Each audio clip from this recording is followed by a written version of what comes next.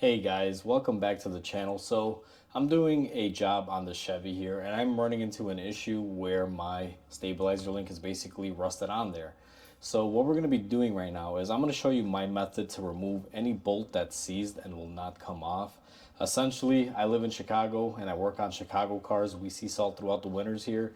So we obviously have rusting up here. My method of this is if you're going to be replacing it and not reusing it, you're basically going to want to bust out the big red wrench, as I call it. This is my acetylene torch. So what we're going to be doing right now is basically we're going to be heating up this bolt right here, and then we're going to be grabbing it from the back and then basically using our impact to get it off. So let me start off by lighting my torch. Now I'm going to do this in real time, so I may have to edit this video a little differently. So I went ahead and I got my torch running here now. You can probably hear it in the background. So what you're going to want to do basically is just get this thing cherry hot. You don't want to melt it off or anything. Just get it hot enough to where everything starts separating. So you can see it's almost liquefying. That's basically where I want it to be. And now what I generally do is I grab like a pliers or something like, something like this. And what you're going to want to do is basically get in the back.